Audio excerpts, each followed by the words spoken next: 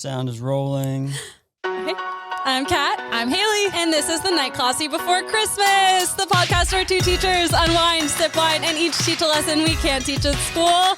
What are we drinking, Hayley? We are drinking champagne because it is our final day of school. Well, today was. It was. We're it is in the past. Over.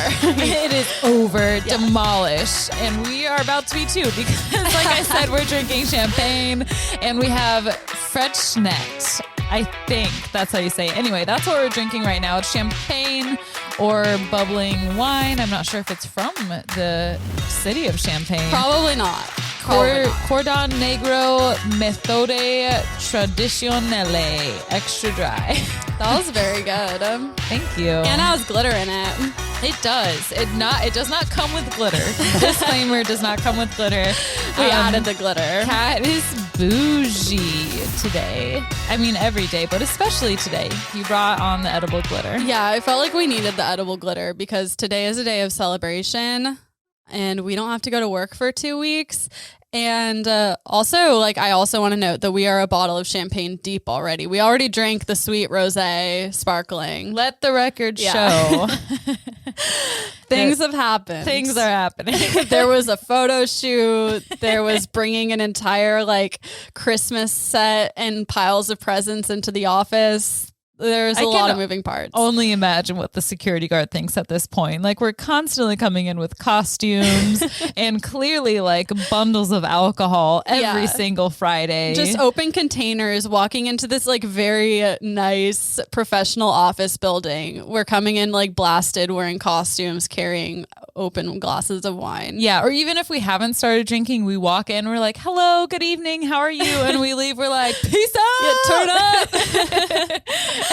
And the security guard is always just deadpan. She's like, how are you today? Yeah. Have a good evening. I don't even think she knows what she's saying at this point. She's so bored. She's so bored. We need to bring her a gift. We do. Christmas gift. Yeah. Let's do that. We should. Well, actually, Merry Christmas, everyone. It's Christmas Eve. Yeah. Turn up. Exciting. And today, as we record, it's the last day of Hanukkah. So happy fucking Hanukkah. Happy Hanukkah. Happy all the things and merry everything. Yeah. And all the things. Marry everything. Literally marry everything. Put a ring on it. Put a ring on it. Polygamy is the new everything. Everything. I watched My Strange Addiction the other day where this woman was married to a carnival ride. And his name was Big Bruce or something like that. And she'd sleep inside of him. I mean, at least you can ride a carnival ride. She unlike that lady who married a ghost. That's true. The pirate ghost. Yeah. And then they got divorced. Yeah, they got divorced. We need to have her on Night Classy. Can we? Yeah. Well, we need to do one episode with her and then one episode with a ghost. Do a little he shed, she shed situation. On the seashore. Yeah. Also, speaking of the ghost, we were talking about this before the podcast, and Alec was like, shut the fuck up. But so for one, Hayley always talks about hearing smelling the old man smell in the house. And the other day, Alec and I were in our room and it just stank like men's cologne, so strong. I looked at him. I was like, did you spray something? In utter disgust, because it was why did you drench our room in cologne? And he didn't spray anything. He was just sitting on the bed. And so everything smelled like men's cologne. It was very weird. So Alex smelled it too. Yeah, he did. Wow. Yeah, it smelled really weird. Yeah, it smelled weird. Nothing I've ever smelled in our house, for sure. I'm surprised. I mean, that's really cool to me anyway, because it's only ever been upstairs. Mm-hmm. So he's venturing out. Yeah. He's getting to know the tenants. Or maybe your room smelled so strong that it seeped into our room, because I didn't smell anything. We're neighbors. You're above me. That's true. Maybe you weren't home. I don't remember. That could be. Sometimes you're not home because you're a bitch that doesn't want to hang out with residences. Me. That's why. That's why I'm slowly inching away. Very slowly and carefully. You would notice. And then today, right before we left, I heard someone knock on the door so loud, and I was in my room and I wasn't expecting anyone, and I ran out of my room and ran into the foyer, and Hayley was standing in there, and I was like, did you hear that? Is someone at the door? And she didn't. Yeah, you looked crazy. It sounded like loud and frantic knocking. That's so weird because you were just in the other room and we did not hear anything in the room that I was in. Yeah. It was really weird. Like I was freaked out because it was so like I was like running to the door because it sounded like someone like banging on our door. Wow, this ghost needs attention. He needs a fucking chill pill. Maybe he wants a Christmas present. Oh, that'd be cute. What should we get him? What would be a good gift for a ghost? Can we get him a carbon monoxide detector to make sure we're not going crazy? No, that's lame. Carbon monoxide would like kill you not over a long time. No, but a lot of people have been experiencing glitches in the Matrix during quarantine, and it's because they've been inside with slight carbon monoxide leaks. Really? Yeah. But we leave our house every day to go to work. And we do have a carbon monoxide tester. Yeah. Yeah. I put new batteries in it this summer, but I don't know. I don't trust them. Okay. I mean, let's talk about what else you don't trust. Yeah. AKA me, AKA you're a gaslighter. What did I do? What did I gaslight? You gaslight me about the ghost. You're like, no, that didn't happen. But you did. Okay. You not only have heard the whistling now, but you've also smelt who dealt it. The smelt who Yeah. smelt. Yeah. I'm not trying to gaslight you guys. I'm just saying. You don't actually gaslight us. No. That's that is not a real thing and also not a funny joke. I'm sorry. God, you guys are looking at me. I don't like it. Stop. You're just getting really serious and you're killing my vibe. I just want to Murdering laugh the and you're like, vibe. don't laugh. Don't you dare. Don't say something funny. But yeah, so if you haven't guessed, our house is haunted. Maybe we should do a night creepy on Christmas and ask him what he wants for Christmas. Okay, if somebody asked me on Christmas what I want for Christmas, I would be pissed. You're right. That's You're the right. number one way to get a bad spirit in the house. We need to ask him ASAP what he That wants is for really Christmas. rude. Also, speaking of that, like my brother texted me yesterday. He's like, do you want a gift that comes 3 months after Christmas but is really good, or a gift that comes on Christmas but is not as good? And I was like, well, for me, like it's more about the event than the actual gift. So like do the one on Christmas. And he goes, wrong answer. Why did you ask me? I already ordered it. Yeah. That reminded me of our Somehow ghost. I knew that was going to, he probably thought that you were going to choose the Right, but like I don't answer. care about the gift. Like it's about the event of Really? opening the presents on Christmas. I didn't know that about you. Why I are think we so. doing what we're about to do today then? Because it's a photo op. Do it and for the good on this- pod. Gonna do it for the pod. We brought all our gifts to each other to open, and I got Hayley like one thing in a bag, and she got me like a whole menagerie of boxes of presents. So I feel a little bad, and I almost don't want this to be public because I'm about to be publicly embarrassed. Too late. I love giving gifts, and when it's like it takes me a minute to get into it, but once I start getting things and thinking about things for people, it just becomes a whole thing. Like I have a list on my phone that's just a plethora of ideas and brainstorms and just crazy emojis mostly. Wow. I'm an in the moment kind of girl, and I saw know. a couple things I know going you for are. you, but all right, well, should we do it? I guess. Yeah, let's should do it. open gifts. How you want to do it?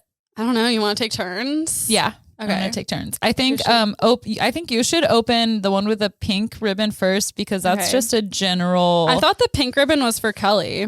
The dark pink, the hot pink. Oh. This is a general like night classy gift. Oh. Oh, don't read that post-it. Don't read it. You're literally reading Why it. did you? She literally Because I wrote couldn't- on the post-it what the gift is. Why did you do that? Because I couldn't. Because I color coded the ribbons that go on it. It said night classy pick, and aw, it's a night classy pick. It's our framed postcard. I love it, Hayley. That is so cute. Thank Okay, you. good. It's mostly for the frame. I saw that at TJ Maxx. Yeah, It's, that's like, cute. Glittery pink, and it matches. I like it especially because I have one of the night classy postcards just like propped up against my shelf, and now I there's a still don't framed have a one. gift card. Let me make sure none of gift these card? have a gift card. I don't have a gift card or a postcard, so I hope you're making. I up for have both of those I things. have a postcard that like I wrote a letter to a fan on the back of, but I spelled like 3 words wrong, and I was like, I can't send this, so I just kept it. You can have that one. Okay, I want that one and my own. Okay.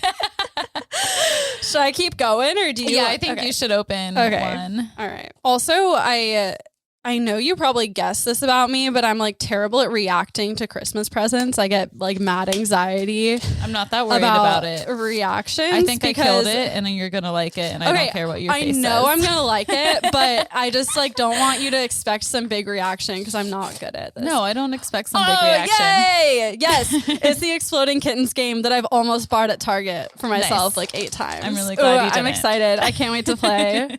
How do you play?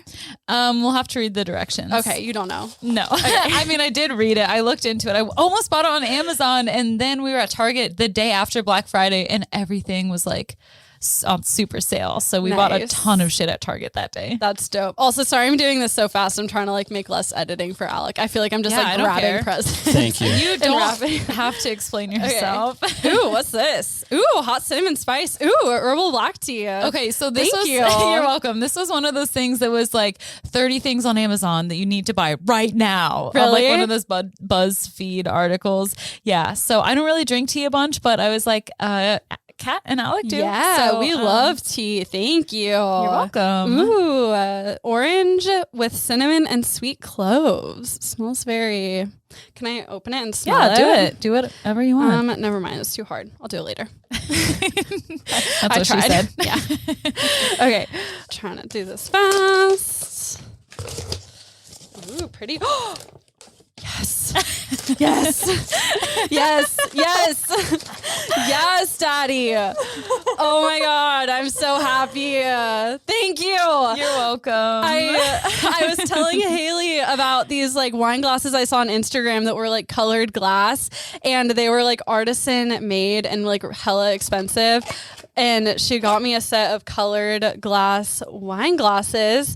And I literally wanted this. I was going to tell my mom I wanted some of these. And they're beautiful and like ombre. Like they look like oil stained. Like, you know, like that like oil slick color. Yeah. Rainbow. Oh, they're beautiful. Thank you. You're welcome. I'm literally so happy. I really, really wanted a set of pretty wine glasses. I think I got the same targeted ad, so I don't think it's exactly what you were talking about. It doesn't matter. But I saw those. Tommy almost wrecked the car when I like opened them immediately as soon as I got them in the car, and Tommy's like, "Oh my God, those are oh my God, I'm driving." They're so pretty. And yeah, like the ones on Instagram, it doesn't matter that like it wasn't those that I wanted. It was just like pretty colored wine glasses. Yeah. Thank you. You're welcome. Merry Thank Christmas. you. Oh my gosh, Merry Christmas. Thank you so much. Okay, now you're open welcome yours. so much. Okay, I will. There's a few things in there, so like be careful not to like miss anything. Okay. Is any of it in this wrapping paper? No, you can take the red stuff out, and then it's all wrapped like in other wrapping paper in the bag. Okay. Okay, we've got a cute little bag with some leaves on it. Oh my God. I'm proposing. Little box. Oh my God, it's styrofoam. Oh my God. Oh. It's a possum necklace. Oh, for our little friend who lives in the basement. Yeah. Oh my God. Please tell me you got a matching one. No, I wish. It was kind of expensive, so I didn't get myself one, but that's so it's cute. like handmade and hand painted. He's hanging upside down. I know you probably won't wear it, but I feel like it's like a good memento and like a memory of us living in this house together with the possum. Oh, I will definitely wear it. Not every day, but I will wear it. Yeah. I thought it might be cute since you teach preschool. They might like it. Yeah. They will. It's a little possum hanging by its tail on a chain. Cute. That reminded me of Safety. Oh, yes, it's a 6-eyed cat who looks really weird, and that's so Safety. Oh, cute. And some earrings. Oh my God. They're Ouija board earrings. What is this thing called? It's a planchette. A planchette. Oh my God. I'm going to wear these every night, creepy. Aren't those cute? Yes. And they're purple. I've really grown into purple this year. It's been like... Yeah, I'm really digging purple. Thank you. You're welcome. I love it. I'm glad. Oh, Merry Christmas. I wish I Merry had my Christmas. freaking water bottle here to put this on. I left it at Tommy's house. So not only am I dehydrated, but I don't have my water bottle. But yeah, I saw it and it looked like soft to me, and it's an alien cat, and you like aliens. I do like aliens. I'm a Hayley, so how could you not? Exactly. Wow, that does look like Safety though, for real. We were sitting in my room today, and he looked like he was in a trance. Like his eyes were huge and like just locked in on something, but he was chilling on the ground like a little loaf, but his eyes were huge and his like pupils were so tiny. Ew. I was really freaked out. Like, yeah, that sounds scary. But anyway, thank you so much. I love my presents. Me too. Thank you, thank you, thank you. You're welcome, And you're welcome, you're welcome. Merry Christmas to all. And to all, a good night. Goodbye. We're done. That's all you No, need we're to know. not. Is our intimate gifts to each other. Yes, I'm sure that was so fun for everyone. You're welcome.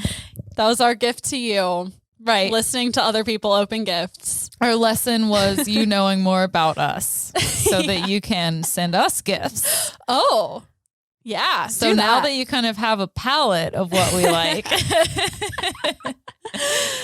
you can level up. Not only be our favorite listener. Patreon, subscribe, listen, comment. We just want all the things. We're very needy. Yeah. That's something you should know about us by now. And if you don't know it about us, I'll cry. Do it. Yeah. Do I it right I now. will. I'm going to do it later when I get home. Yeah. We cry in private, not in public.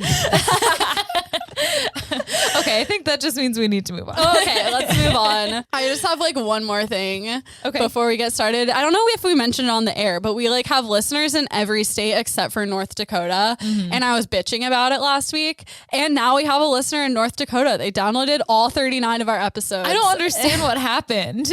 Like, did they listen? Whoever you are, did you listen to the latest episode where we were bitching about not having people in North Dakota? And you're like, oh my God, I need to help these poor teachers. Well, how what? were they listening if they had never heard? Like, what? If they listened to the latest episode, But maybe how would it was. I think someone must have told their friend Maybe. in North Dakota. It's a mystery. It's a mystery. But shout out to our listener in North Dakota. We thank you. You're our number one listener in North Dakota. Even though you've never sent us a single gift. yet. It could be en route. What would someone send us from North Dakota? Like fracking? I don't know. What do they have in North Dakota? I know on Fargo, is that in North Dakota or South Dakota? I thought it was in the Midwest. It's It's in the Dakotas. Oh. I've been to Fargo. I think I've been to both Fargo. Oh, Fargo. I was thinking about the movie. It's The based movie's also in the it's- Dakotas. yeah. Oh, that would make sense. It's either North or South Dakota. I don't remember. I've been to South Dakota. North Dakota. North Dakota. Okay. Nice. Been there when we went. We did this whole road trip for the Ed Sheeran concert when I was in college. But they have, I think it's a high Scandinavian ancestry there. So maybe something Scandinavian. Cool. Maybe a braid. Of A hair. braid. Yeah, Kat gave me her hair. Now somebody else needs to give her their hair. Send us your hair. We want it. No, we do not. I do. I have a collection now. That's true. A collection of one, but I'm waiting on more donations. Send it over. But nonetheless, shout out to our number one top listener in North Dakota. Woo. All right. Well, we breathalyzed. We sure did. And I blew a .138. And I blew a .136. So for the third week in a row, I go second. And this is some rude ass conspiracy. I know you love going first. I've kind of grown into going first. I'm kind of here for it now. Going first is the best because you get all the work out of the way and then you just get to sit there for the last part. Yeah. Sometimes I have to hype up my brain to go second, but I'm ready for this one. This one's going to be fun. Okay. So we decided to make this week's episode a Christmas theme since we're coming out on Christmas Eve and all that. My initial lesson was going to be on Christmas crimes. But then I realized that that's a very basic thing to do because every single article I looked into, I'm sure there are very specific ones and a good way to get around it. But the general Christmas crimes were all the same thing. And Wine and Crime did Christmas crimes last year. So I decided to not do that. But before I move on to my actual lesson, I just want to talk about this one guy. This one guy in Dayton one time, he got lit on bath salts and broke into his neighbor's house and decorated for Christmas. Wow. Yeah. He needs to come to our house. I know. Our house is a mess. I feel like your house would look especially great if you were on hardcore drugs, stimulants. Maybe some like psychedelics. Yeah. Or maybe it would look especially bad. I don't know if the lights would be great or terrible. The lights would be great. But like also if you were on psychedelics, not speaking from any kind of experience, but if you had you would just be like satisfied with holding the lights in your hand. Yeah, you wouldn't have to decorate. Productive. You could just look at the lights in your hand and you wouldn't put them on anything. Yeah, and then you'd eat them. You'd eat them. Yeah. Well, this guy actually decorated and then got caught by the neighbors, like their son was like 11 years old or something. And they found him just sitting on their couch around a decorated living room. That would be like almost more terrifying than like finding someone stealing shit. Mm-hmm. Yeah, I agree. Yeah. So he was arrested and all that. I don't have all the details because I didn't end up doing that, but I just had to share that. Yeah. I thought it was quite funny. It is funny. All right. Well, now that we're warmed up, onto the real lesson. Does the name Agatha Christie ring a bell? Yes, an author. An author, yes. Do you know anything else about her? No. Okay, perfect. Yes, she was and still is a famous and very popular mystery novelist of the early 1900s. She was born in 1890 in England and raised in an upper middle class family. She was mostly homeschooled, so it gave her a lot of time to really focus on the things that she loved to do, like reading, and she really liked writing. She was not successful as a writer at first, but she persevered and eventually became a household name. And her low-key fame, we'll see, turns into like wild popularity. Like she's listed in the Guinness World Records as the best-selling fiction writer of all time. Really? Really. She has I did not know that. Mm-hmm, more than 2 billion copies sold of her work. She has a ton of novels. I'm sorry. I don't mean to interrupt, but today I was playing like a Christmas Kahoot with my students, and one of the questions was like, who wrote the, who wrote the Bible? The Christmas Carol, the Christmas Carol. Oh, yeah. And like, it was Charles Dickens, but like one of the options was Nicholas Sparks. And I had one class that like all chose Nicholas Sparks. I was like, do you guys know who Nicholas Sparks is? And they're like the guy who didn't like Christmas. Oh my goodness. It's like, what? Seems like you need to do another lesson. Yeah. Sort some things I am out. not the ELA teacher, so it's not my fault. Not have known that it was Charles Dickens. I didn't know that. You would know it was Charles Dickens and based on the other answers. Yeah. Okay. But I wouldn't know it was Charles Dickens. No, not on like a call and response. If I had to write an essay, like, explain who wrote. No, it was multiple choice. There were 4 choices. And like one of them was Gary Paulson and one of them was Nicholas Sparks. And then the last one, I forget who it is, but it's some other famous author. Okay, then I might know them, but I wanted to be able to pull Charles Dickens out of my ass. Okay. I might be able to make an educated guess, but I would not confidently say. I wouldn't bet my life on it. We're going to get hate mail for this. Yeah. I'm sorry. She's just not a Charles Dickens fan, okay?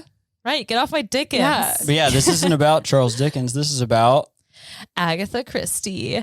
She wrote tons of novels, including Murder on the Orient Express, Partners in Crime, the ABC Murders, and a ton more, and also including The Mousetrap, which actually ended up being the world's longest performed play at the West End. It ran from 1952 until this year, 2020, when COVID shut everything down. I've never heard of it. Neither have I, but it's impressive. Wow. So impressed. She was a big fucking deal. Like Stephen King is the modern version of Agatha Christie. And not only was Agatha able to become a very popular and well-known author, but she even snagged herself a husband along the way. The true success. That's the goal. Agatha married Archibald Christie on Christmas Eve in 1914. Aww. And that is the way that I'm tying this to our Christmas theme. Very loose. I like it. Mine is a loose as well. Yep. Throw that sausage down the hallway. That's how loose. That's what you got to do. Yeah.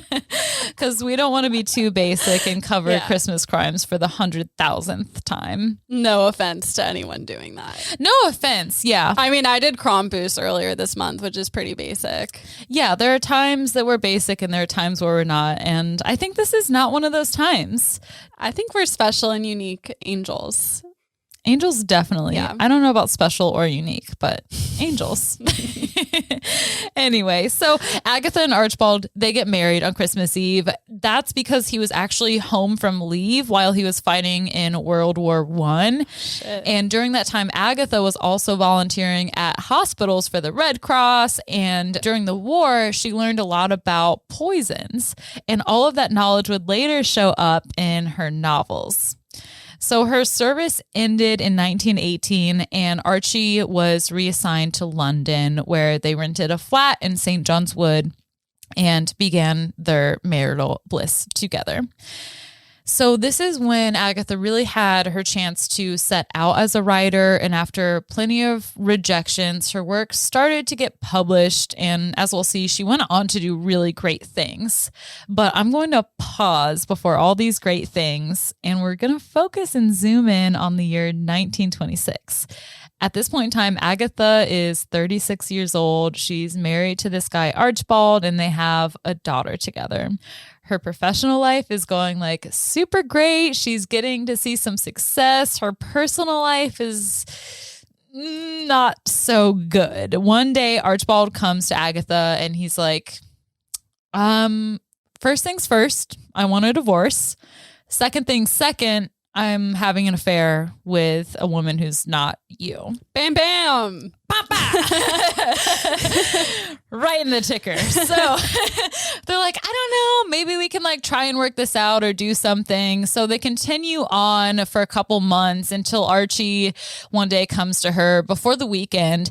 And Archie's like, I'm going to go out. And Agatha's like, get some poon. Get some poon. Yeah. And so Agatha's like, with who? And Archie's like, with friends for the weekend. And no, you cannot come. Mm-mm. And Agatha's like, all right, bet. So that night, December 3rd of 1926, Agatha kisses her daughter goodnight and leaves in her car with a little bag. Nothing really seems out of the ordinary. It doesn't really seem like Archibald and Agatha have obviously a great relationship or any communication at this time. There's no really alarms going off. She just left and everything is chill until the next day, some guy walking along the road finds this abandoned car that is suspiciously pseudo crashed on the side of the road several miles from her home. It was kind of barely hanging over the ledge of the road, but there was a drop and it was just held up by some bushes. So it looked kind of off. And they call the police, and inside the car, the police find Agatha's expired driver's license and some other things, but no Agatha. And at this point in time, she's a renowned author. Lots of people know her.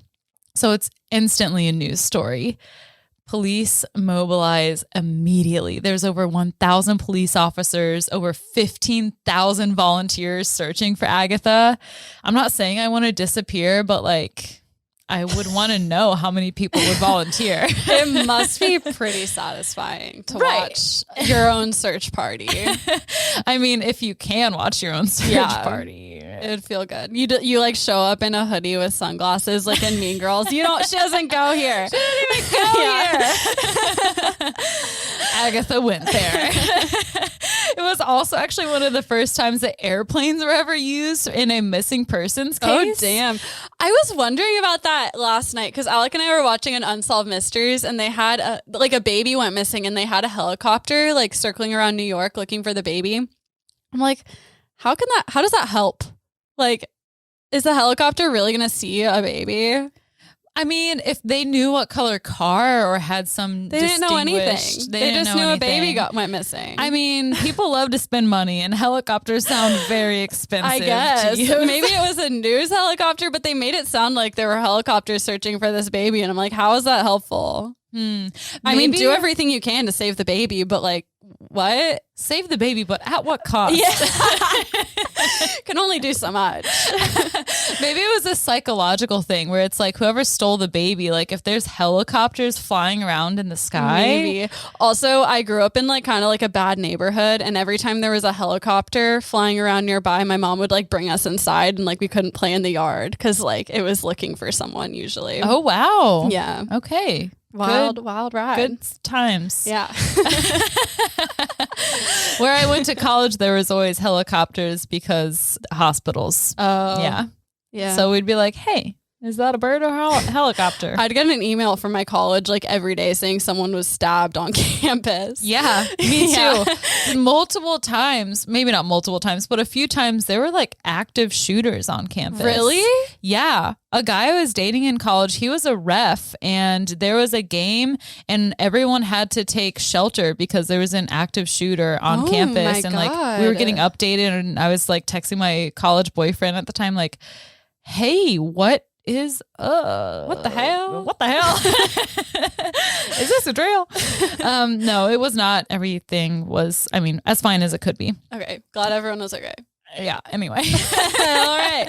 Back to the other tragedy.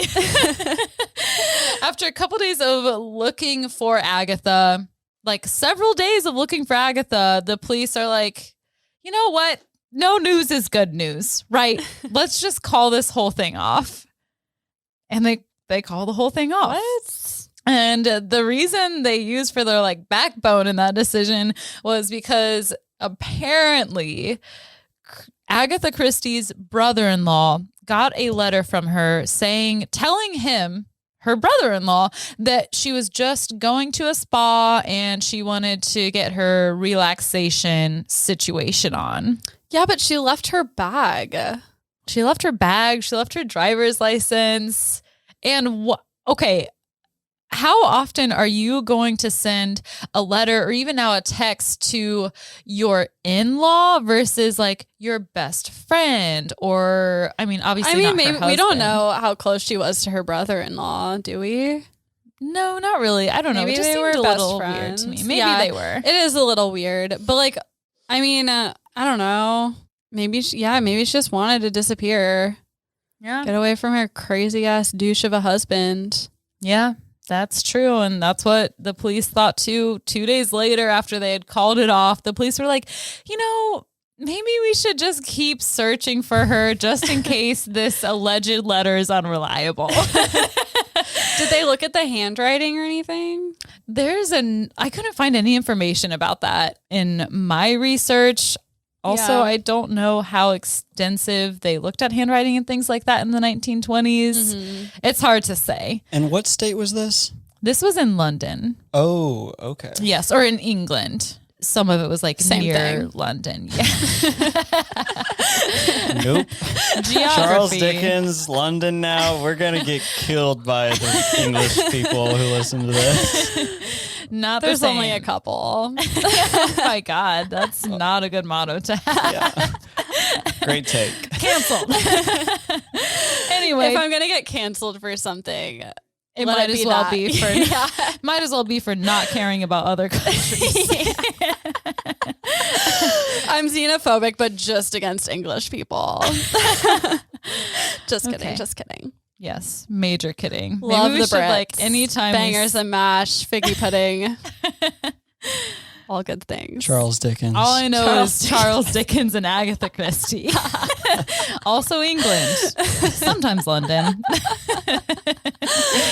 Anyway, 2 days later, the police are like, you know, we should keep searching for her, all that stuff. They come back from their little hiatus and I just think it's so funny because they're literally searching for a missing person and they take like a 2-day break and then they're like, let's get back at it. You know, we're back from the weekend. We're fresh.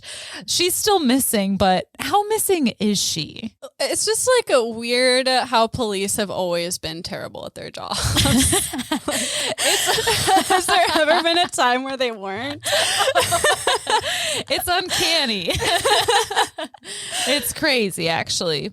Who are people who are like really good at their job historically? Like, who are people who have always been good? Always been good. I don't think there is. I mean, like I feel like everything gets better, you know, like as you go through time. So if you look back at something, well, not everything, but generally, like doctors, for example, we evolve, like you learn and like more knowledge comes and you get better. Mm-hmm. So it's hard to think of. Maybe farmers have always been good at their job. Yeah, that's a good take. Forgot about farmers. I don't know, man. I don't know either. That was a tough question. Yeah. What if you just started answering it like Miss America? I believe, and that's a great question. And this is something that I think is true, and that you just keep going on. I believe it is very important that everyone has food and safety. And therefore, I believe that farmers and police people are very important in our country, America. Also, podcasters. Yeah. The end. The most important. Who's always been great at their job? Podcasters. We made the job to the exact standard we wanted it to be. Yeah, we are the bar. Okay, what is a job that I can have where I can drink, hang out with my friends, and look like shit? Podcasting.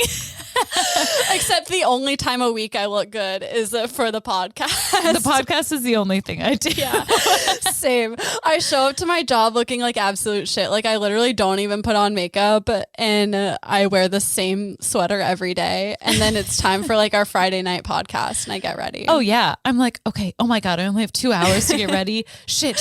Yeah. I gotta get going. I like rush home from work so I can get ready. Yeah. And then it's like compounded when we haven't completed or like organized our notes. Right. And that's just a shit show. And then Alec does an entire photo shoot and we're ashamed. But we're also ashamed. not. I take great pride in being ashamed, so it's worked out great. For the listeners at home, we wrapped the microphones in Christmas lights too, just to set the mood for you. And we brought a literal Christmas tree made of feathers and presents and bottles of champagne. And we brought glitter for our champagne. It's very Dickensian in here. What's that? Yeah, I was relating afraid. to Charles Dickens. I know. Oh, okay. Oh, I did not Hayley's know. like, yeah. No, I said I also didn't know, but I didn't want to be the first to ask. But it's now more funny because you said it sarcastically. Oh, no. Listen, I was doing better things in high school than reading Charles Dickens. I had a student tell me, we were like, he's so cute. He's such a little nerd. I love it. But he's like, we had like a question on our Kahoot about like the Christmas story. And he's like, Miss Barnhart, I've read the book, the play, and I've seen the play, and I've watched the movie. Oh my God. Wow. I love him. Yeah, I love him so much. He's so cute. And he was like giving me all this Christmas trivia and like citing all the books he read it in. It was amazing. That is super great. Yeah, it was really cute. Meanwhile, today was pajama day for my kids and everyone was asleep. But I mean, Do hey, they not always wear pajamas? one kid typically does. Yeah. But then the rest of them don't usually. Wow. Yeah. That's nice. If I were a mom and my kids weren't actually going to school, they would live in pajamas. Oh, yeah. I would never fight that fight. Like, I would baby, buy them wear your pajamas. huge pajamas. That way I would never have to buy them new clothes until they really needed it. I would just get a huge night shirt. And it would be a universal work from home, school from home. Everyone gets the same thing. You just have like 12 children and they're all wearing like giant gray night shirts and like the older ones just hand them down to the younger ones. I'm like, all right, kids, ever heard of communism? It's the best. It's the best and the worst. Welcome home. Okay. Well, that was a fun little break from the lesson. I know. I'm sorry. I'm like not allowing you to do your lesson. Brain break. No, I like it. I like the anecdotes. I think that's why we started a podcast, so that we can talk to each other. Maybe. And that's why it takes Alec 8 hours to edit every episode. Yeah. Also, sorry. But also, no, a lot of work goes into these episodes on all sides. Donate to our Patreon. Please. So we can hire an editor and Alec doesn't have to spend all week doing our shit. Yeah. Do you want to hear something else sad? What? Do you want to hear something else sad? Yes, you do. Yeah. You guys get caught in a question loop. What? No. What? Do you what? All right. Anyway, that was a nice little brain break, if you will. But okay, the police are back from their hiatus from looking for this missing person who still no one has seen in days. So they get her dog to come to the site where her car was found abandoned. And they give the dog a glove and they're like, maybe he can sniff something out. And so he sniffs it and then he just sits there and whines pitifully. Oh, that is really sad. So it's really sad. They're like, okay, well, the dog wasn't much of a help. So they kick him. So they kick the dog and they bring in 2 other famous mystery writers, including the person who wrote Sherlock Holmes, Sir Arthur Conan Doyle. Sir Arthur Conan Doyle. Sure. Arthur Conan Doyle. I'm sorry. Also, the person, I don't know who this person is, but I guess they're another famous mystery writer, Dorothy L. Sayers. I don't know who that is. I don't know either. So wow, Some you know dumb Charles bitch. Dickens, but not Dorothy L. Sayers, who wrote Lord Peter Wimsey. The champagne is hitting hard. Oh, she hit. She hit. The champagne has arrived. Okay, so the dog didn't help. These 2 other famous mystery writers can't really help much. They're like, You've thought like a murderer or someone who knows crime has. Maybe you can help in real life. Wait, they literally did that? Yeah. That's like worse than hiring a psychic. I'm not joking. Oh, they do that too. Oh, good. Yeah. They're pulling out all the stops. Wow.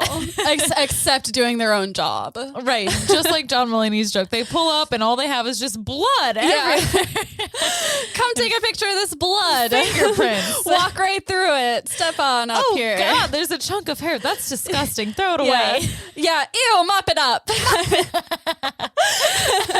That's basically what it's like. So they bring in the dog. They bring in other famous mystery writers. At this point, the police are speculating that Agatha had completed suicide. There was this bottomless pond nearby, like right next to the road, that they thought maybe she had thrown herself into.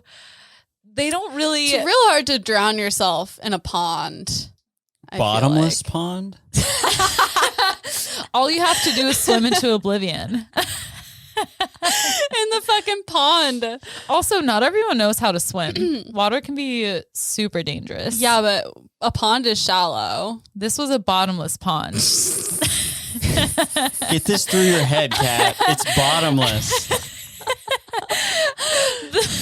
The looseness of how our lesson is related to Christmas is to how bottomless this pond is. Oh, yeah. My lesson, like, kind of has snow in it, and that's how it's related to Christmas. I'm so excited. Oh, yeah. When we do themes, we commit. Yeah. So there's a bottomless pond where, like, maybe she had completed suicide. Another creepy detail, one of her, like, friends comes forth, and they're like, Christie was not in love with the house that her family lived in. She got generally bad vibes. The energy was always off and it really bothered her. Listen, they found out that street near their house was the scene of a murder-suicide. And she had said to one of her friends, if I don't leave Sunningdale soon, Sunningdale will be the end of me. Oh, no. Oh, no is right. So It's not good. things are not looking great. No one has seen Agatha since she disappeared. And at this point, it's been well over a week. So the mystery develops even further, and it kind of starts to mirror, one of Agatha's many mystery novels when it comes out in the press that Agatha left 3 letters behind. She actually did leave letters behind. One was to her secretary, one actually was to her brother-in-law, and one was to her husband. The one to her secretary was just run-of-the-mill, a list of appointments, reminders, the schedule for the next couple days. But the one to her brother and to her husband, we don't have a lot of information on. We do know that the one to the brother-in-law apparently didn't actually tell about her whereabouts. Like, it didn't actually say, I'm going to a spa to relax. But we don't know the contents because Archibald refused to share them. We still don't know. And the letters sent to her husband and her brother-in-law were destroyed. They were burned. What? Yeah. Why? They burned them. That's a great question. Because they killed her. I don't know. It was always the husband. He fucking killed her. He fucking killed that girl. I almost called her a bitch, but let the record show Agatha Christie is not a bitch. I mean, we don't know. We didn't know her. That's true. Maybe she is. Let the record show I don't want to call Agatha Christie a bitch. So things are looking kind of sketchy. The police have an additional theory at this point. They're like, okay, she was either murdered or abducted. She either completed suicide or she disappeared on purpose. So they read one of her manuscripts that she'd been working on. It wasn't published yet. They're like, maybe this will give us a hint. It didn't really help them at all. But then in all these newspapers, this rumor starts going around that Agatha had left an envelope behind. And it was stated that the envelope could only be opened when her body was found. But if she wasn't found, then it had to be returned to her. What? The people who analyzed what this little letter outside the envelope said, they were like, this letter had to have been written by a person in a nervous, disheveled state of mind. And to this day, only her husband and her secretary know what that letter said. Why don't the police know what that letter said? Because they're too busy listening to the dog whine pitifully and calling in mediums. I can't. What? Yeah. So nothing ever came of the letter. They call in a medium to the scene of the abandoned car, and the medium is like feeling things out, and she basically just says, I think there was foul play here. I believe there is foul play. That's so helpful. I wonder what the fucking letter said. Thank you for that. And then they also found, okay, I don't understand this next part. They found on December 14th, many days since she's gone missing, some clues nearby this abandoned car site. They found a bottle labeled poison, lead, and opium.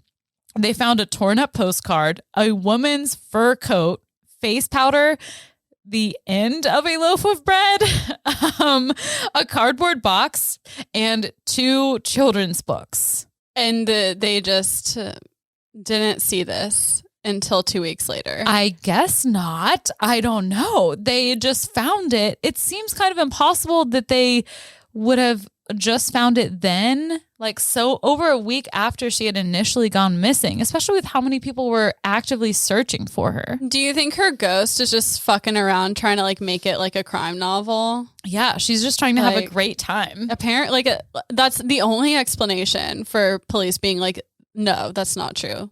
Police are just that inept. But what? They didn't even search the area. Yeah. So then the police, they're like, oh God, what do we do? And so they let the public know. They're like, all right, we have a new theory. We think that she never planned to return home when she disappeared. We think that she's just hit the road and that's it. We're never gonna see her again. And her husband is like, I think she's alive. I think she has disguised herself. She's somewhere in London dressed like a man. Don't look for the body because I buried it in my backyard. Call off the search. Yeah. Call off the search. Well, they did not call off the search. The next day, December 15th, a maid working at the Harrogate Spa and Hotel is cleaning up her room, doing her job when the guest comes in and she like looks at the guest and then does a double take and she's like, "You're that missing woman. Oh my God, you're that missing woman, aren't you?" And the guest is like, "No. And the maid goes to her manager and is like, "I think Agatha Christie is here. Like she's staying in this room." And at this point, she'd been missing for 11 days. And yeah, turns out it was her. That was her. She was 100% that bitch. She was 100% that bitch. Nothing is known about what happened between the car abandonment on the side of the road and the hundreds of miles that Agatha had to get to that spa. She was just dramatic. She just wanted her life to be a mystery novel. There are lots of theories. I think that she was 100% that bitch who she knew her husband was going for a weekend with his mistress. And she was like, "I'm going to ruin your fucking weekend." Do you think she wanted people to think he killed her and to ruin his life in that way? There are many, many theories. There's a few more details I want to cover before the theories. Okay. So when she checked into this hotel, she used the name Teresa Neal, which is the name of the woman her husband was having an affair with. I love her. I know. She's a genius. And so she uses this name of her husband's mistress. And pretty much the only thing we actually know is that she must have had a ton of fucking cash. Like she paid for her entire stay and all the activities and all the treatments she did for those like 11 days without cashing a check. She was just hitting the spa? Yeah. She was chilling, living her best fucking life. I'm thinking like maybe she's trying to like pin this on her husband, trying to ruin his weekend. It reminds me of like Gone Girl, kind of. Did you That ever is read that literally book? what that book and movie is based off of. Okay, I see. So if you have not read or seen that book and movie, you should, because it's based on a true story. Basically, the book and movie are just a little bit more dramatic. Yeah. It's this. Like she wanted people to think her husband did it. Mm-hmm. And Agatha, to this day, claimed that she could give no details about her stay. She didn't seem to know who she was when she was found. She was experiencing severe loss of memory. No, she fucking wasn't. I know. It's so awesome. When her husband came to collect her from the spa, witnesses say that she greeted him with a stony stare. And she took her time putting on her evening dress to exit the spa. God. And okay, when they were on their way home, literally hundreds of people gathered at the train station to watch Archie and Agatha make their way home. Like they just wanted to watch the spectacle of it all. Like, wow. Here's all the people gathered at the fucking Can you train describe it, Kat? station. It's just a lot of fucking people. I don't know how you describe that. It's a black and white photo of a lot of people packed into a train station with a train in the background. Thanks, Alec. Exactly what she said. It's a lot of fucking people. It's a lot of people. And I mean, I probably would too, especially in 1926, because what else do you have to do? I don't know. I don't know what you would do in England. They didn't have prohibition in England. Yeah, that's true. Yeah. They just ate their It's a mystery. fucking pudding. And everything I know about England comes from the Great British Bake Show.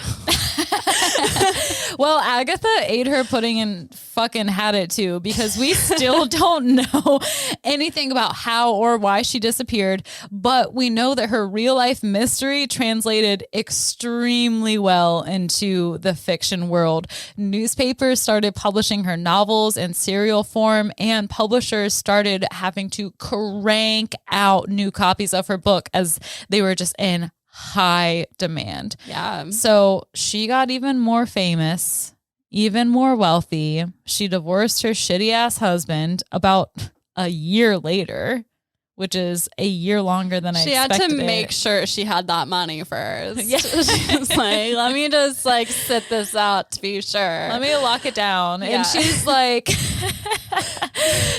you know what I'll do. Like, you know my limit or not even, you know the lengths I'm willing to go to. Don't fuck with me. Yeah. Sit down and listen. Look and listen and learn. Look, listen, and learn. He didn't. They got divorced. She got remarried. And like shitty husbands do, he married his mistress. So that's fun. And I just laughed so hard when I saw this announcement from a newspaper in 1930 about how Agatha had remarried. This is so bad. It said, Agatha Christie, noted woman, detective story writer, was married last week. Wait, what? Basically, it just had to say that she was a woman author. It said Agatha Christie. The headline was Agatha Christie, noted woman. So basically, she's a female writer who got married. Anyway, I don't know. I thought that was funny. Yeah, it's shitty, but we've grown. Agatha Christie, lying bitch, married last week. Agatha Christie not actually disappeared. Yeah. So, yeah, the details of her disappearance are still a mystery today. Was it purposeful revenge? Did she just have a mental break? Was it a stroke of amnesia? No. A more recent theory suggests that Agatha did it to take part in a murder investigation, to kind of use it in her writing. I really think that she was being the best kind of petty there is. Yeah, that's exactly like, come and on. Ruined her weekend, her husband's weekend with friends. Yeah, she was just being she was being fucking petty, and like, who can blame her? Not I. Yeah, not I. The only time she's spoken about this subject to literally anyone that we know of, I mean, maybe she told her like BFFL, but she wrote her autobiography, and even in her autobiography, she didn't even speak anything of the disappearance. But when she glazed over the end of her marriage with Archibald, she said, "There is no need to dwell." I could not disagree more. I do want to dwell on this, but we're able to kind of relive that in a modern way with, like you said, Gone Girl by David Fincher. It was made into a movie and pretty much based on Agatha's real life event. I couldn't find anything that explicitly said this was based on Agatha Christie's. It had to be. It's the exact same thing. Yeah. There are lots of articles that are like, this has to be true. Yeah. But there's nothing that I could find that was like David Fincher. Fincher is just a fucking leech. I mean, said it. Gotta make money where you gotta make money. Here we are telling other people's stories and trying to. Hey, we sort of cite our sources. Yeah, we do. We do cite our sources. I mean, verbally. We should probably start putting it in writing. Yeah, let's do that. Speaking of citing sources verbally, my sources are History Extra, Wikipedia, and the New York Times. And that is the mystery of Agatha Christie's real-life disappearance. That's badass. Good job, Hayley. Let's hear a word from our sponsor, and we'll be right back. So it's Christmas Eve, and tomorrow maybe you'll get everything you want, and maybe you'll be a little disappointed and wish you got some bomb-ass Ralphie and Alice. Okay, I'm sorry. I think you gotta throw it to me. Okay. And if you didn't get your Ralphie and Alice, which is a vegan, organic, beautiful, aesthetically pleasing lip balm company, then we got news for you. Yeah, and guys, you don't need to feel bad if your person did not get you some Ralphie and Alice, because, I mean, we have a code for you, and just hold on. And there are lots of options for you. It is quite affordable, in my opinion, as a broke-ass teacher. Not only that, but it gives my lips very soft feel to the lips, if you will. There are lots of different ways that you can use your Ralphie and Alice. There's a tinted one. There's one that gets your dry, like, stuff on your lips all the way off. Yeah. Yeah, so don't feel bad if your people don't know you well enough to get you some Ralphie and Alice. We've got you. Yeah, we've got your back, and believe me, you want some of this stuff. It is like, buy yourself a Christmas gift after Christmas. Like, we all know your grandma like Venmo'd you $100 or gave you $100 check. And so like put that to good use and head over to Ralphie and Alice and get the best lip balm you've ever had. I've used a lot of lip balms in my life, and I've been going back to Ralphie and Alice. I'm in a committed relationship now, and there's nothing you can do to stop me. So if you want to Ralphie and Alice up too, just head over to ralphieandalice.com. Use the code NIGHTCLASSY for 15% off. Yeah, fucking do it. Kiss dry lips goodbye. Mwah. Mwah. All right, welcome back. Ho, ho, ho. It's Mrs. Claus, and that means cat, Miss Barnhart. This is going really well already. Champagne. Champagne. Haley. Yes. Yetis. Ever heard of it? Yep. Yeti. Yeti I have. So a Yeti is a giant, hairy human/ape hybrid. They're similar to Bigfoot, but they're not the same. They are, according to most accounts, slightly smaller, like weighing in at 200 to 400 pounds and about 6 feet tall, because we totally know this. I've dated a Yeti. Wow, big boy. They live in the snow. That's the difference between them and Bigfoot. And they have white, reddish brown, dark brown, or gray fur. Are they cousins, Bigfoot and Yeti? I don't know, but they're very similar. In the media, Yeti are sometimes called abominable snowmen, and they're usually violent. They have big teeth. Yetis originate predominantly from Sherpa legends and folklore. So the Sherpa are communities of people that live at an average altitude of about 12,000 feet in eastern Nepal and the Himalayas. And the term Yeti is a combination of the Sherpa word for ye, which means rock or cliff, and te, which means animal. Rock animal. Rock, they're hardcore, man. They're a bottom. They're a bottom? They're abdominals. They have some thick abdominals. The abdominal muscle man. Oh boy. Well, actually, yes, because some researchers argue that like the word Yeti actually comes from the word yaksha, which is a hairy being with superhuman strength. Ooh. So you might be onto something. That Maybe you're like a PhD. Maybe I am, and I didn't know it. Now you do. Cultures throughout the Himalayas have their own legends and versions of Yetis. They're mainly in Nepal, Tibet, and northern India. But like it's really like any Himalayan community has these same legends. It stretches all the way up to Russia and China. So it's widespread. He's out there. He out there. He's doing his thing. Tormenting. Abdominizing. Being a monster, abdominizing with his abdominal muscles. In Mongolia, it's called the Almas. In Bhutan, it's called the Migu or the Migoi, which means strongman. In India, it has different names depending on the region. Migor, Tripura, Chumung, Jompe Mung, which means the Lord of the Animals. In Tibet, it goes by different names, including Rime, which means forest dweller, Mishornpo, which means strongman, and Migod, which means untamed man. These are just a few. These legends are like super old. So Yetis have been around forever. The legends stretch back pretty much as far as like records do. So wait, vinyls or you know what I mean.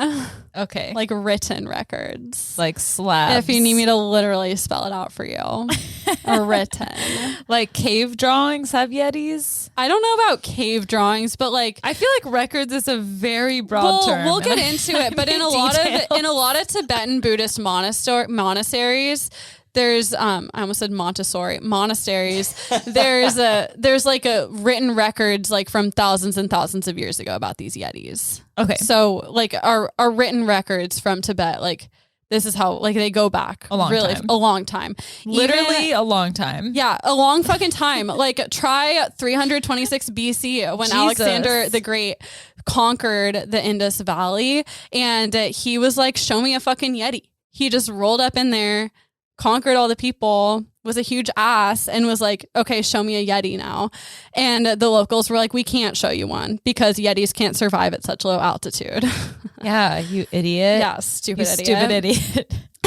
According to Sherpa myth and folklore, Yeti usually live alone or with just a few others. They can walk on the ground on all fours or on 2 feet. They can climb up in the trees. They are larger than monkeys and like super, super intelligent. They are known to like outwit hunters. They have kind of like a human brain and a monkey body. They are found very high in the mountains. So they're usually kind of away from people. You'll find them if you're venturing like where people aren't, way up high, where it's really cold. And like I said earlier, Yetis have a place in certain sects of Tibetan Buddhism. Tibetan monasteries often have descriptions of Yeti, and sometimes they even have Yeti body parts. Lama Lopan, who was a Buddhist master, and he actually escaped to India with the Dalai Lama. So he's BFFs with the Dalai Lama. He's a credible guy. He's a BFD. What is that? Big fucking deal. Oh, yes, he is. And he claims to have seen a well-preserved body of a giant ape in secret catacombs of the Sakya monastery in Western Tibet. So that's dope. That's dope. According to some texts in monasteries, the Yeti exists between human and animal worlds, and it's possibly the offspring of a Tibetan girl and a giant ape, which is kind of fucked up. That is. It is fucked up. Yes. You've got a human brain, but you still do that. Oh, I was thinking about mating with an ape, and I was like, no, thank you. No, I was thinking about the ape mating with a girl. Yeah, that's what I mean. Yin and yang. I was picturing myself as the girl, and I was like, no. According to Nying Mappa, I'm sorry I'm butchering all these words, but Nying Mappa sect of Buddhism that Sherpas practice, it's believed that a person's soul moves into animals when you're dying. And so that's sometimes believed like why Yetis are revered, as they possibly contain a human soul. Yetis even have a place in the Tibetan creation story. And this creation story is recorded in the Manichaebam, which is a 12th century Tibetan Buddhist text. And so this story goes that in Tibet a long time ago, before there were any people in Tibet, there was like a lake over part of it. And there was this rock ogress who was the incarnation of the Buddhist deity for mercy named Drolma.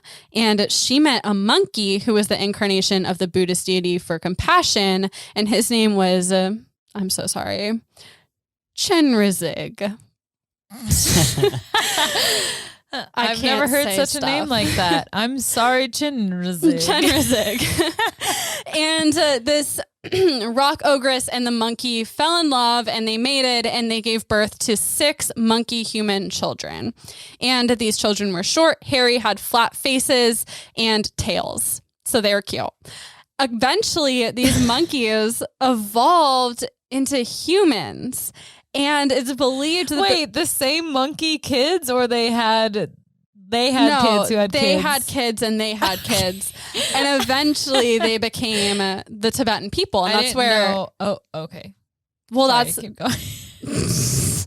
that's where like this sect of Tibetan Buddhists believe that they came from. Oh, is wow. their descendants from these 2 beings. And I actually thought that was really cool because it's sort of close to the truth. Like we evolved from apes over millennium. And so like I think that's kind of a cool creation story. But as the belief goes, not all of them evolved, and some remained in a half wild state between human and animal, and now they're Yetis. I could buy that. I do buy that. Okay. Cool. No belief suspended here. Yetis appear like really frequently in Tibetan Buddhism. It's more than just that. In one story, a Yeti cared for a meditating monk named Sangwa Dorje, and he brought him food, water, and fuel and became his disciple. And in a lot of parts of Tibet, there's these monasteries, and the monks will meditate and like not move or break their meditation. And so visiting people will bring them supplies, and it's considered like a great show of respect and admiration for these monks. And so basically a Yeti was doing that for this monk who was in like a deep state of meditation for days and days and days.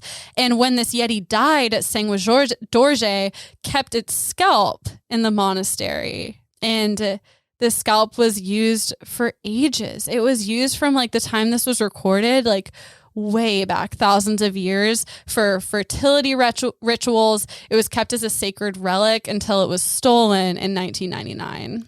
What? Mm-hmm. Stolen by who? Do we know? Stolen. I don't know who stole this one, but presumably by white people, because white people, as we'll talk about, Europeans and Americans, became very interested in Yetis and stole a lot of Yeti body parts from all these monasteries. Have they ever tested the DNA? Mm-hmm. Oh, and we'll fucking talk about Give me it. the science. Yes, ma'am. There's some science. In another story, a yogi came across an injured Yeti with a splinter in its foot and healed it back to health. When this Yeti healed, it brought him a tiger carcass as a token of gratitude. And this was a really big deal. Like, a tiger carcass was extremely prized. The story goes that the yogi like didn't eat any of the meat, but it skinned the tiger and then used its pelt in the monastery for like hundreds of years to come for rituals.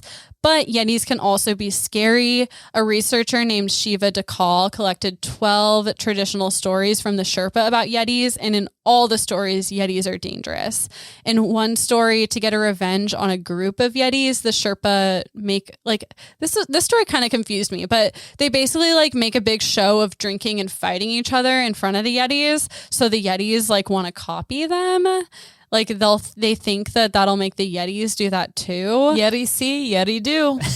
Yeah, exactly. I guess that's what they thought. But it doesn't work. It like kind of works at first and then it doesn't. In another story, a girl is raped by a Yeti and she gets really sick. And a third story tells about a Yeti growing bigger and bigger as the sun rises, and humans that see him lose their consciousness and energy. In all of these stories, the Yeti is very dangerous, and this researcher kind of came to the conclusion that Yetis serve the purpose of what a lot of folklore does, which is like warn people of a dangerous thing. Not necessarily that Yetis are real, but they're warning against the unknown, other groups of people, and dangerous animals. So that's a possibility. Be afraid of everything. Yeah, be afraid of everything. Good idea.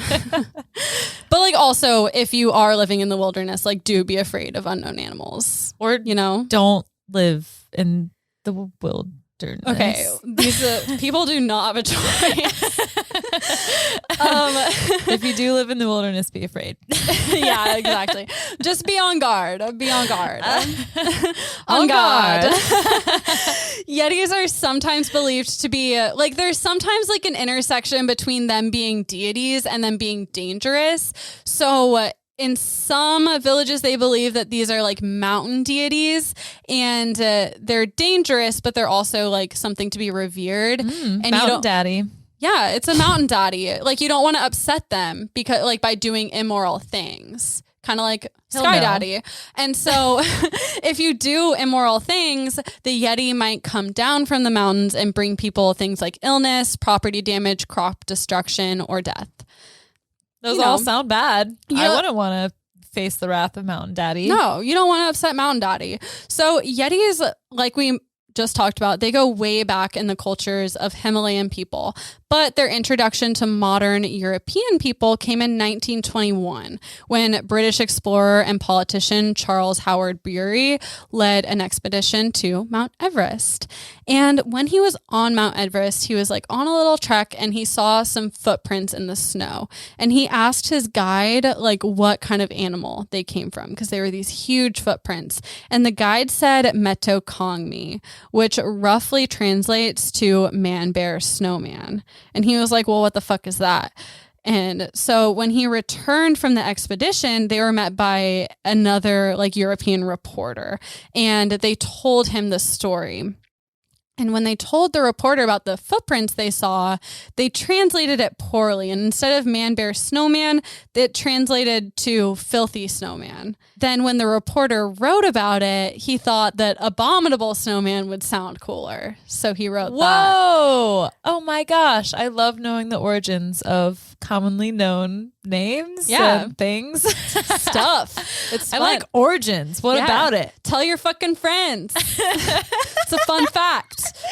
It's a creepy detail. Fun facts. They're creepy. They're details. They're fun facts. And so the legend was brought to Europe, and Europe was obsessed. Western travelers to Nepal like kept sending back translations of locals' encounters with the abominable snowmen, and people back in Europe were like eating that shit up. They fucking loved it. I would. Yeah, I do. I am right now.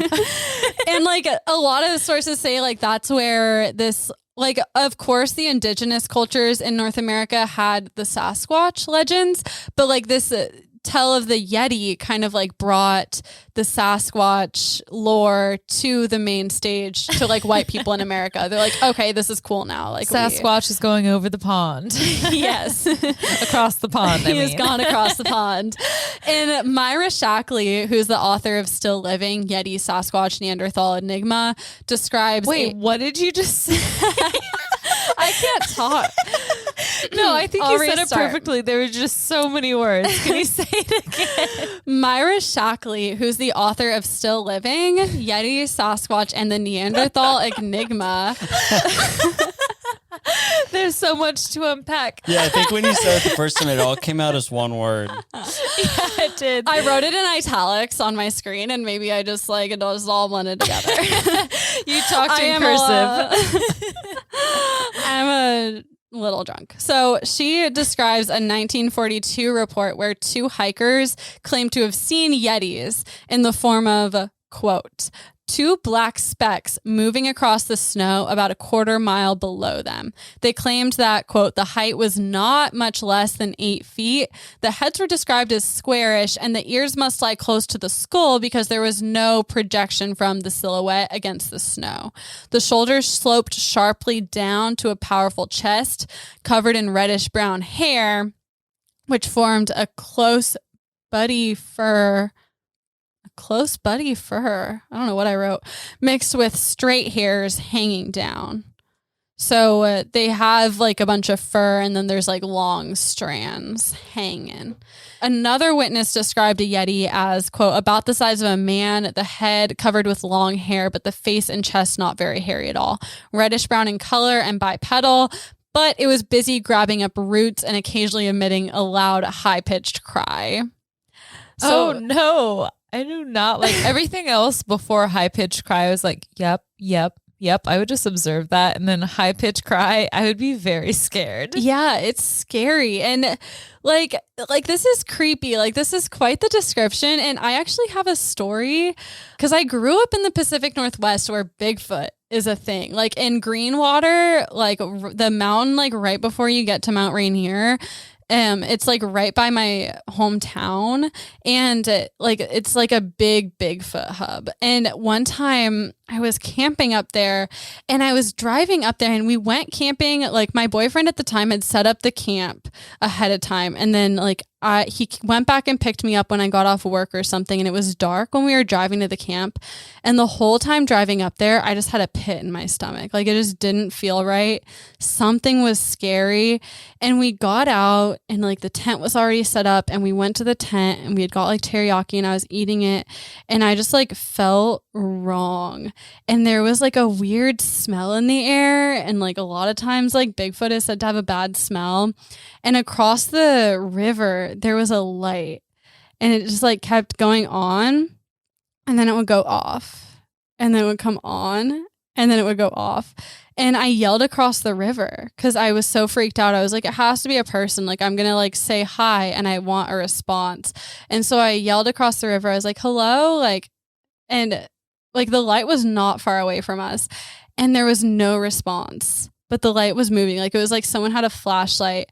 And then like the smell just got worse, and like we heard all this like rustling in the bushes, and I was like, I can't, like we have to leave because something just has not felt right this whole time. And we packed up the camp and got in the car and left.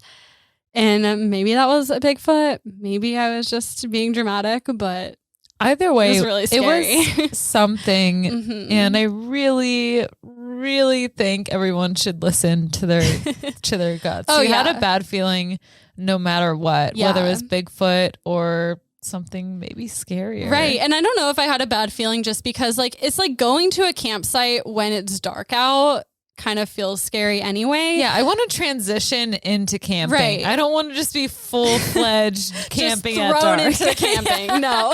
I need to warm up to it, maybe have some like spiked hot cocoa before it gets dark. Yeah. But like it was just creepy. And it, like just like with all the legends in that area, it was just like, ooh. Like, How can that not race through your mind? Yeah. And make you think other things that just compound and get scarier. And also, like, if that was a person, why wouldn't you say, like, why would you keep like weirdly turning your flashlight on and off? Why wouldn't you say something? do you think they could hear you when you they yelled could across the river? definitely hear me? Like, for one, water carries across, or sound carries across water. So, like, they could hear me. And for two, like, they were so close. Like, it was just right across this, like, it was not a big river. It's not like the Mississippi. It was like, it's the Green River. So it's really small. And that's also where the Green River Killer dumped bodies. So maybe it's a ghost. Ew. Yeah. And were you in an isolated camp? Like, was it just you? It's not a camp. Like we didn't fuck with campgrounds. Like this was like you just drive into the woods and find somewhere to camp. You were like, it's illegally camping. We were illegally camping. Like it's not a But campground. so you were completely alone if something were to have happened. Yeah, completely alone. And there's no cell reception up there either. Like we would have been. Are you sure your boyfriend wasn't going to kill you that night? I hope not. I mean, he had plenty of opportunities and he didn't. So shout out to you, boyfriend, for not killing me. And it's like last week you talked about being able to smell danger in your lesson. Mm-hmm. I definitely smelled danger there. Like it just felt bad. Yikes! Yeah. I'm really happy you decided to go. Me too. And like he was kind of pissed at me. So fuck you. Just kidding. I don't want to be mean. But still, you're here alive. Who knows what could have happened? I mean, I'd be pissed too. He drove up there early and set up a campsite for us and then came and drove and picked me up and brought me there. And I was like, now we have to leave. Oh my God. You pulled an Agatha Christie. But trust your gut. There was no way in hell I was sleeping. Like I was not going to sleep there. I just wasn't. Honestly, kudos to you for even going camping in the first place. I used to be a camping girl, and I think deep down I still am, but there's not a lot of opportunities to camp in western Tennessee. There's just too many bugs. There aren't bugs in Washington. Yeah, because they can't survive at the temperatures. It's too cold. As an Eagle Scout from Western Tennessee, I just got to say I disagree on the record, and that's all I have to say. Well, I feel like camping here would be way worse than camping where I'm from. Let the record show I bought a mattress for my indoor room this summer and I enjoy it thoroughly. And we'll probably never camp. Okay, well, if you come to Washington with me, if you come to Enumclaw with me, we'll go camp. Okay, you don't have to twist my arm. I'll camp. Yeah, we'll camp. Camping there is fun because like it's not humid, it's not hot, but like in the summer it's not too cold. There's no bugs. Like you just drive up into beautiful wilderness and can camp along the river or like along the edge of a cliff and look out over the mountains at Mount Rainier and hang your hammocks. It's really cool. And several years later, you'll have a cool story to tell on a podcast. Yeah. About the flashlight Yeti. That's low-key why I camped so much, is to have cool stories. Okay. Yeah. I feel like cool stories just come with the Pacific Northwest. There's like murders and there's rain. It just is a cool situation. It's very Twilight. It is Twilight. So in the 1950s, interest in Yetis was at an all-time high. European mountaineers were launching expeditions to search for the creature, and European and Americans alike. So in 1957, a wealthy American oilman named Tom Slick funded several Yeti. Wait, this was an oilman named Tom Slick. I knew this was coming. Yes, his name was Tom Slick, the oilman. He was born to do oil. Yeah, he fucking was. I don't know if he changed his name, but he was meant for it. Sometimes you just fit the part. He did. And wait, you knew that was going to be a thing and you just let me make the joke. Yeah. That was really nice. You're welcome. So oilman Tom Slick funded several Yeti hunting expeditions. In 1959, they found what they thought was Yeti feces. And I don't know why they thought it was Yeti feces, but they had it analyzed. And like in 1959, they didn't have like that much to go off of, but what they did find an unknown parasite. They found a weird parasite that like they hadn't seen on anything else. So that's just kind of a creepy detail. Parasites freak me out. Okay. Sorry, I don't have anything good or important. Right. I'm sorry. We gotta move. Okay. In 1960, Sir Edmund Hillary climbed Everest and searched for evidence of a Yeti. And he, quote unquote, found a Yeti scalp in a monastery and stole it and sent it back to Europe. But it actually turned out to be a Siro hide. And a Siro is kind of like an antelope, goat in the Himalayas. So like they found it was a Siro hide, but also in the 1960s, they didn't have DNA testing. So like, how can you be sure? And a lot of people say like, actually like the scalp didn't look like it came from a fucking goat. It looked like a monkey is what they said. And it also had parasites on it that were not found on Siros. How old was this scalp or whatever? Probably really old. It still had the parasites on it? Yeah, hair holds on to parasites, I guess. I don't know anything about parasites. That's gross. Also, gross. Hair doesn't decompose, does it? It does eventually, but it takes a really long time. Okay. A Hollywood actor, James Stewart, purchased an alleged Yeti finger that was also stolen from a monastery in Nepal. Hayley, stop laughing. DNA testing in 2011, though, found... it was just a dildo. I knew something was coming. Hayley was silently laughing that whole time. I mean, but Hayley, how do you define a dildo? It's long, or maybe not long. Okay, it's like an oval, but 4-dimensional. 4-dimensional? Or 3-dimensional. It's on another plane of existence. It is out of this world. It was a human finger, which according to Hayley's description, a 3-dimensional cylinder maybe counts as a human finger. It's like a hot dog, but different. Yeah. Same, but different. In 2010, hunters in China captured a mysterious hairless creature, and they said it was a Yeti. But it turned out it was a civet cat who had lost all its hair from a disease. Aww. And I looked at a picture of it and it like literally just looks like a hairless cat. I'm like, how, like, who thought this was a Yeti? They maybe baby Yeti. Baby Yeti. It looked like a hairless cat though. In 2011, the Russian government organized a conference of Yeti experts in Western Siberia. The government.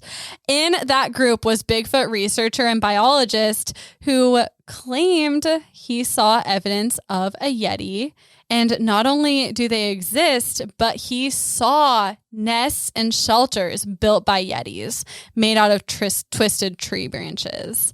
After that expedition, the group from the Russian government issued a statement that they had, quote, indisputable proof of a Yeti. And they were 95% sure they existed. And do you want to guess what their proof was?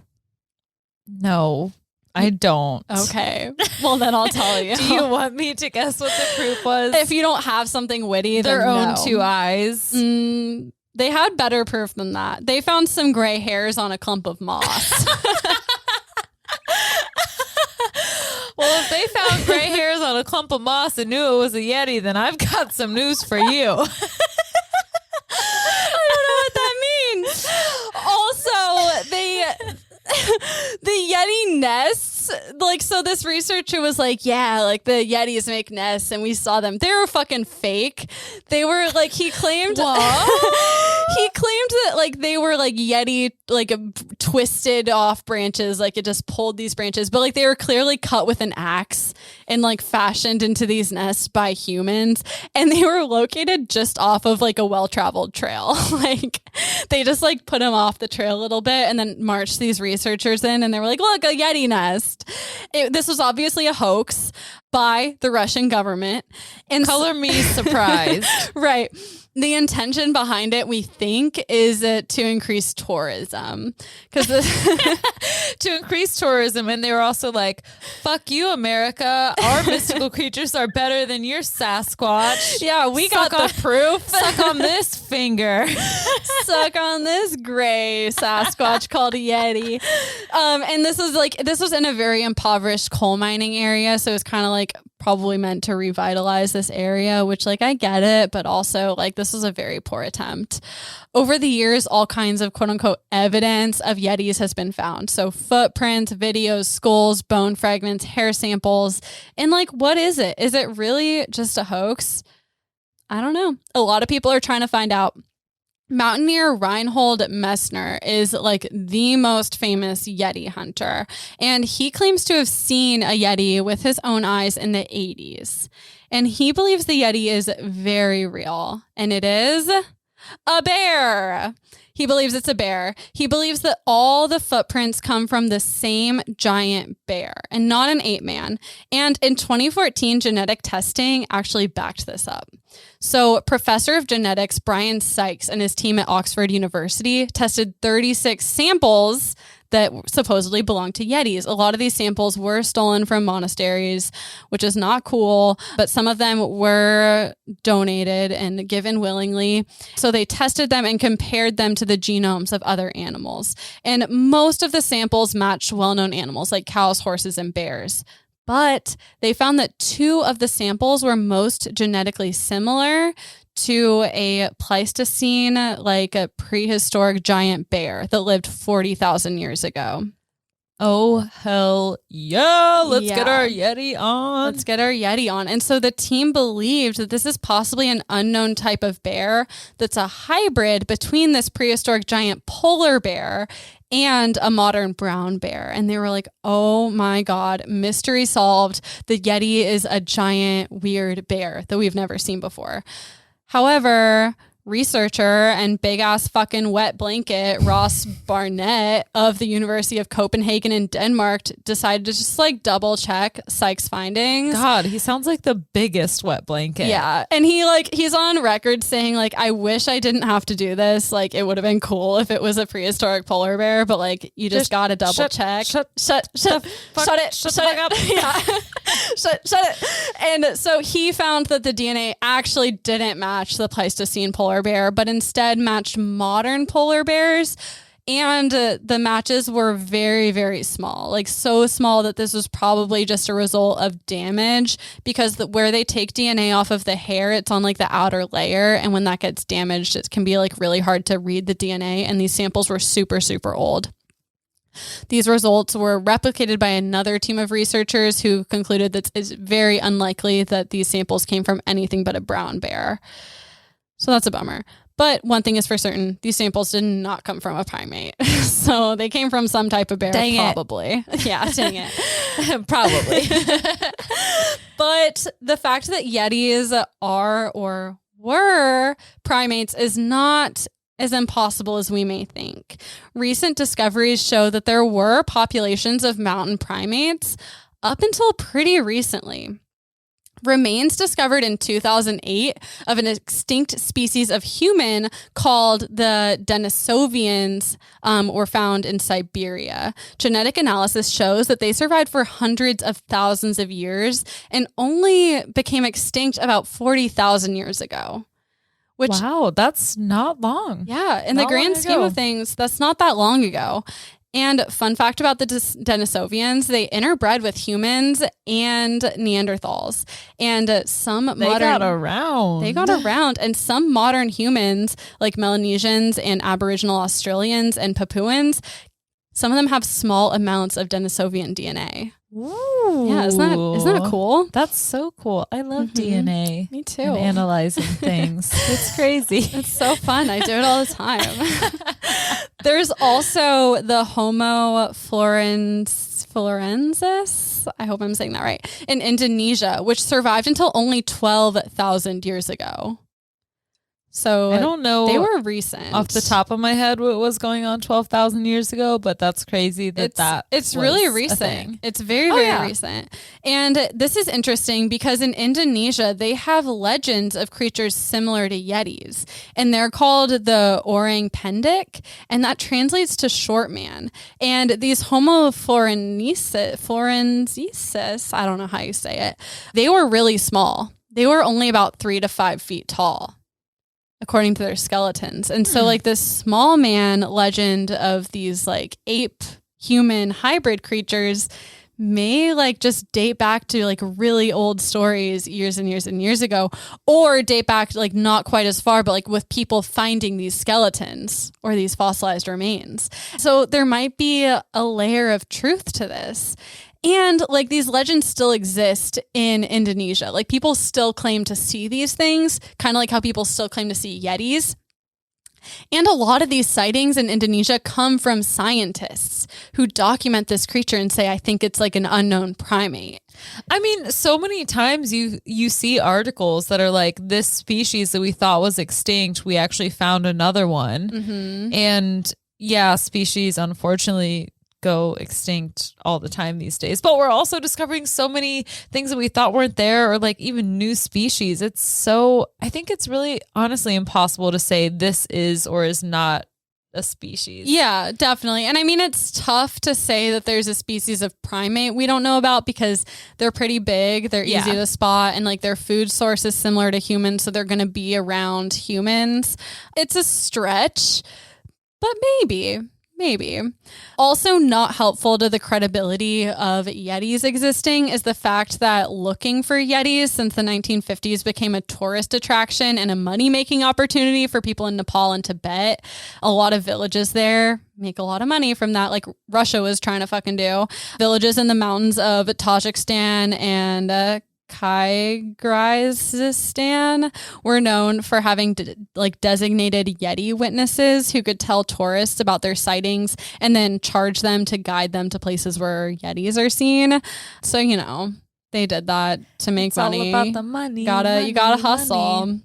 Ultimately, most researchers believe that Yetis are actually just brown bears. And like, that's the bottom line of what most people think. Like you see a giant hairy animal and like people just have the tendency to exaggerate. Yeah, if it's in the back of your mind and you're feeling a little freaked out from being in the wilderness already, everything is a Yeti. Yeah, everything's a Yeti. And bears can walk on two legs. So like if you see a brown bear, like maybe from behind walking on two legs, it's probably really unsettling, especially if you're like a outsider not understanding what a brown bear looks like. You never know. And your memory deserves you greatly. Mm-hmm. Whatever you think you remember about literally anything, you probably don't. Totally. But regardless of this, belief in Yetis and Bigfoots, and I'm going to lump Bigfoots into here a little bit because there's more articles, at least written in English, about Bigfoots, and they're basically the same thing. But belief in these types of animals is widespread. About 1/4 of Americans believe in the existence of Bigfoot, and about 21% of Canadians. So many Russians believe in the Yeti that the Russian government has considered funding a Yeti research institution. I think they should. I think they should too. I think they might be doing that to increase tourism. Put their money where their mouth is. Yeah, exactly. But like cultures all over the world have their own myths about these ape-like creatures that developed independently of one another. Like in every corner of the world in indigenous populations, there's a myth similar to this. I want to believe so bad. Me too. So you have the indigenous people's legends in North America of the Sasquatch. You have legends of Yetis all through the Himalayas. You have the Yiran in China, the Mapigori in Brazil, the Yowie in Australia, the Orang Manak or the Oily Man in Malaysia. And like the list just goes on. What is this? Like why?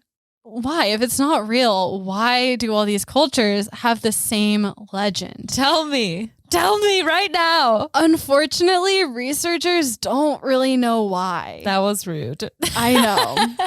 To ask a question and say, I don't know. But like, I don't. So there's all these possibilities. So maybe they're leftover descriptions of prehistoric human relatives or extinct animals like giant sloths. And maybe these stories just got passed down and distorted into what they are today.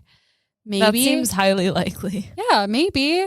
A lot of anthropologists speculate that this is like symbolic of people's like obsession with the concept of the other. Like there's always this legend of something like human but not, and like it's the other. It's like away in the wilderness, and like sometimes you'll see it and it's dangerous and something to be feared. Like maybe it's this like symbolic thing to like be fearful of something that's different than you. Maybe the Yeti is real. I don't know. Maybe. I hope so. I hope so too. And I'm one of those 1/4 of people that believes in Bigfoot. I just want to believe. I just want to. I believe in the possibility. Yeah. I think it's a fun thing. Like, I don't think you should deprive yourself of believing in something fun. Right. I'll deprive myself of believing in some things, but Yeti, I'm all here for the Yeti. I'm here for the Yetis. So that's my lesson. My sources are a BBC Earth article called "Is the Himalayan Yeti a Real Animal?" by Lucy Jones, a Live Science article called "The Yeti, Asia's Abominable Snowman" by Benjamin Radford, Earth Stories with a Z.com, Wikipedia, another Live Science article called "Why Do So Many Cultures Have a Version of Bigfoot?" and wideopenspaces.com. And that is my lesson. Thank you for educating us on the Yeti. Yeah. I hope I see one this winter break. Ooh, me too. And Merry Christmas, Merry everything. Yeah. Happy holidays, y'all. This was fun. If you enjoyed this episode, please do what I'm about to say. Go to Apple Podcast, rate, review, and subscribe. Tell a friend about us. Follow our socials, and maybe even look at our Patreon. There's some fun stuff there, and we'd love to have you as part of the fam. And thank you so much for listening. 3, 2, 1. Class dismissed.